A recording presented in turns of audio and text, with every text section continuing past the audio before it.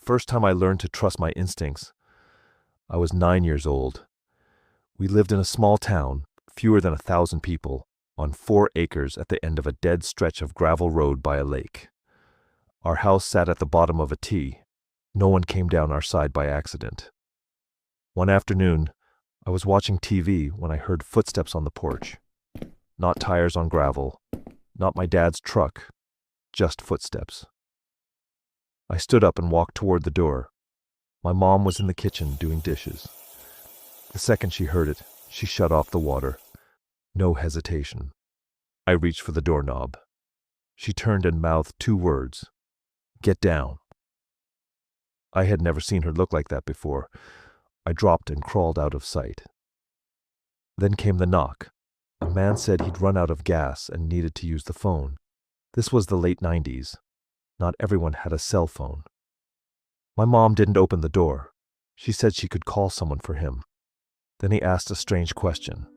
"Is your husband home?" She answered immediately. "Yes, he's sleeping." He wasn't home. I almost corrected her. I'm glad I didn't. The man insisted it would only take a second. His tone changed, less polite, more demanding. My mom didn't budge. Then I heard something that didn't make sense. An engine turned over. A truck revved at the top of the road. He had said he was out of gas. A moment later, the truck drove away. My mom stood at the door with the phone in her hand, long after he left. That was the first time I felt it. That quiet warning. The one that makes your heart race into your throat before your brain understands why. Years later, that feeling came back. My wife and I were driving 6 hours to a remote recreation site we loved. The road was a logging road, narrow, washed out from heavy rain. Water ran through the ditches. I had to swerve constantly to avoid deep potholes. It was after midnight when we reached the gate. Locked. No cell service. No nearby houses. Just forest. There was a small overgrown clearing near the end of the road. Muddy. Uneven. Maybe an old overflow parking area. And there was an SUV already parked there. Headlights on. Engine revving. The vehicle rocked forward and back. The sound echoed through the trees, high, strained, like tires chewing wet earth. My wife suggested we help. That feeling came back. Not panic, not exactly fear, just wrong. I parked our van partially off the road instead, close enough to leave quickly if I had to. The SUV kept revving. 5 minutes, 10. Who spins their tires that long? Finally, the engine stopped. The headlights stayed on. The forest went silent. No doors closing. No voices. No footsteps. Just 2 beams of light pointed into the trees. I gave my wife one of our camping knives and kept one in my hand. I told her not to respond if anyone knocked. I felt ridiculous, but I didn't ignore it. I stayed awake, listening. Eventually, exhaustion won. We woke just after sunrise. The gate was open. The SUV was gone. That wasn't strange by itself. What was strange was the ground. I walked to where it had been. The clearing was thick with long grass, the kind that bends and shows disturbance. Even my own footsteps left visible lines behind me. But where the SUV had been rocking and spinning, nothing. No tire ruts, no churned mud, no flattened grass, no tracks leading back to the road, just untouched ground. My wife walked up beside me. She looked down, then at me. "What the hell?" I didn't have an answer. Maybe the soil was firmer than it looked.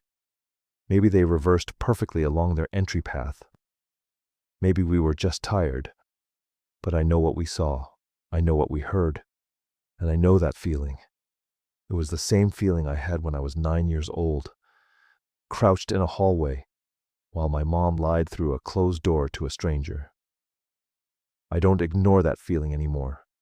And if I ever hear tires spinning in the woods at midnight again, I'm not getting out of the van.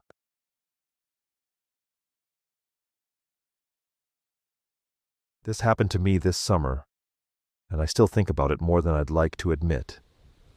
I decided to go camping alone in an isolated forest. I know it sounds cliché, but I needed to disconnect.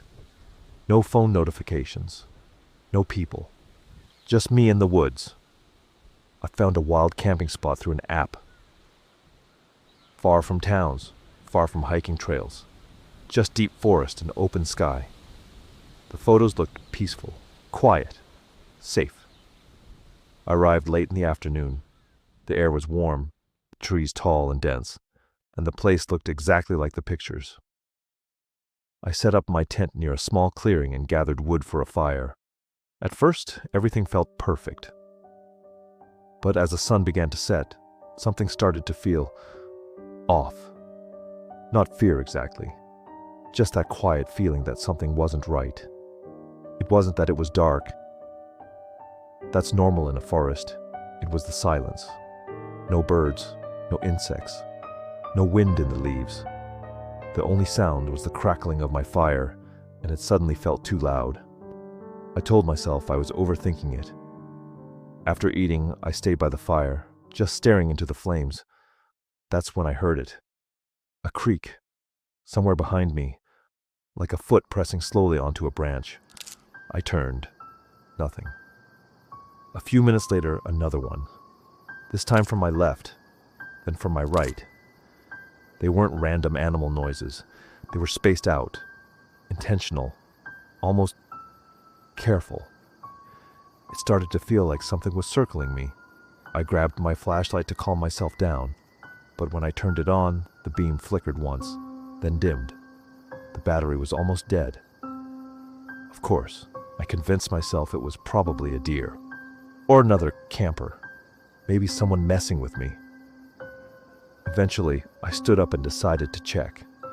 I didn't want to spend the entire night imagining things. The moment I stepped away from the firelight and into the trees, the temperature felt colder, the darkness thicker. The ground became strangely muddy the further I walked. My shoes started sinking slightly with each step. I didn't remember it being that soft earlier. And then I had that overwhelming feeling. The kind that hits your chest before your brain understands why. I wasn't alone. I turned around quickly, shining my weak flashlight into the darkness. At first I saw nothing. Then I saw it. Between two trees, maybe 20 meters away. A silhouette. It wasn't moving. It wasn't walking. It was just standing there. Tall. Still. Watching. I couldn't see a face. No details. Just the outline of a person where no one should have been. My heart started pounding so hard I could hear it in my ears. I didn't wait to see if it would move. I backed up slowly at first, then turned and walked quickly back toward the glow of my campfire. I didn't run. I was too scared to turn my back fully. When I reached the clearing, I froze. My tent. The front flap was open. The ropes I had tightly secured were undone. My sleeping bag was halfway outside the tent, dragged into the dirt. I know how I left it. I'm obsessive about setup. I double-check everything. Someone, or something, had been inside, and I had just walked away from it. I didn't scream. I didn't call out. I just stood there, trying to listen. The forest was silent again. I didn't sleep that night. I stayed inside the tent with a knife in my hand, every small crack of a branch making my body lock up. The footsteps never came back. At sunrise, I packed everything as fast as I could and left without even finishing breakfast. I kept looking in my rearview mirror while driving away, half expecting to see someone step out of the tree line. I don't know what I saw that night. Or maybe I wasn't supposed to notice at all. All I know is this: I will never camp alone in that forest again.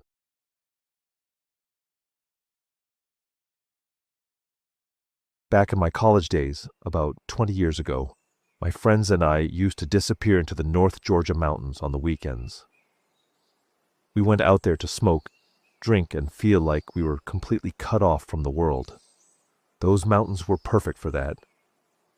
On the weekend this happened. It was just me, my friend Bill, and his German shepherd, Monty. We headed out towards Sky Valley at the start of the fall semester at UGA, when campus was still quiet and nothing much was going on. We had found a spot where a dirt road led back about half a mile, and from there we'd hike another mile or so to set up camp near a creek. The area was ideal. Flat ground for our tents, good trails nearby, and plenty of places to explore. We got there around 4 in the afternoon, built a small fire, sparked a joint, and started jamming. Bill played guitar. I handled percussion. For a while, everything felt simple and perfect. By around 10 that night, after we'd played for a while, we ended up lying there, talking about life and girls. The sky was clear, so we didn't even bother with the tents. We just slept under the stars. It's important to mention that in all the times we'd come out here before, we had never seen another person. Not once. At around 2 in the morning, I woke up to Monty growling. Not a playful growl. A deep, guttural sound that vibrated in his chest. Bill was still dead asleep beside me. I slowly sat up, listening, thinking maybe an animal had wandered too close to our camp. The fire had burned down to embers, barely giving off any light. That's when I heard voices. They were faint, distant, almost carried on the wind. I focused on where the sound was coming from and saw a dim red glow in the trees. Then another, a few feet to the left. At first, my brain didn't register what I was looking at. Then it clicked. Cigarette embers. And they were getting closer. "Bill," I whispered, "wake up." He stirred, confused, and I told him what I was seeing. As if on cue, Monty went from growling to barking, his whole body tense as the figures approached our camp. By the time we stood up, they were already there. 2 men stepped out of the darkness, completely unfazed by a now rabid 70-pound German shepherd losing his mind at their feet. They looked like they'd walked straight out of a nightmare stereotype. Late 30s, maybe early 40s, skinny as hell, around 5 or 8, shirts caked in grime, mangy beards, probably 5 teeth between the 2 of them. Each had a huge knife hanging from his belt. "What you boys doing way out here?" one of them said, smiling. "Looks like you having a good time." We told them we were just camping, drinking some beers. They asked if we had any weed, and trying to keep things calm, we handed them a joint. They took it and glanced around our camp. The whole time, whenever Bill or I spoke, they'd look at each other first before responding, like they were silently deciding what to say. After a minute, one of them offered to smoke with us. We declined, saying we were heading out early in the morning. There was a pause. Then one of them smiled again and said, "Y'all stay safe. You never know who you might run into out here." They both laughed softly as they turned and walked back into the trees, the red glow of their cigarettes disappearing into the darkness. We packed up at first light and left without saying much to each other. While it isn't as terrifying as some stories, those men were the definition of backwoods nightmares. The part that still gets to me is this. If Monty hadn't woken me up, I don't know how close they would have gotten before we noticed them at all.